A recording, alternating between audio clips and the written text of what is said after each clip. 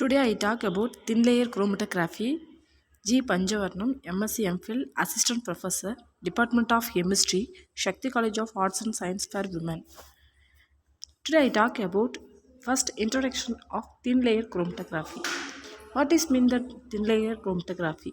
Thin layer chromatography is similar to paper chromatography except that in a thin 0.25 mm layer of some inert material such as magnesium oxide, silica oxide, aluminum oxide is used as the substrate instead of paper.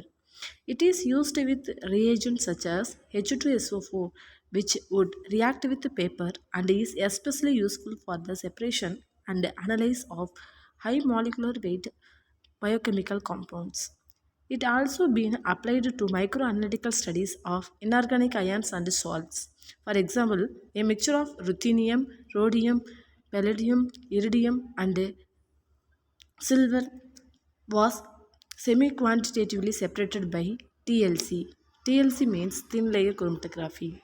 The thin layer chromatography is often named by other names such as drop, strip, spread layer, surface chromatography, and open column chromatography. The next one, experimental technique of thin layer chromatography. Many of the techniques of paper and thin layer chromatography are similar or the same. The main difference, the nature of the chromatographic sheets. First one, coating material.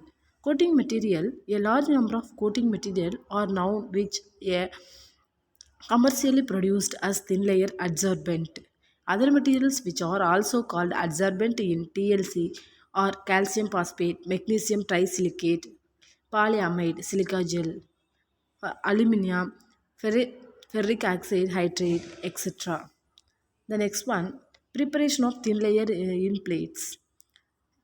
How you prepare in thin layer in plates?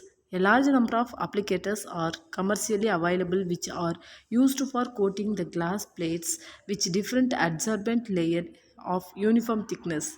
The various method of preparing layer are the follows: pouring, dipping, spraying, spreading, and pre-coated plates. Boring. First one, pouring method. In this method, a measured amount of slurry is put on a given size plate which is kept on a level surface. The plate is then tipped back and forth to spread the slurry uniformly over the surface. Next method, dipping. In this method, plates are prepared by dipping them at a time back to back in chloroform or chloroform with methanol slurries of the adsorbent. This method is also not of much use. Next method, spreading.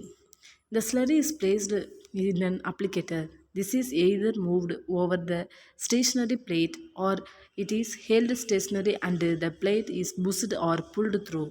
The last one method, spraying method. This technique is not used these days because it is difficult to obtain uniform layers on a single plate and also there may be a variations from a plate to plate.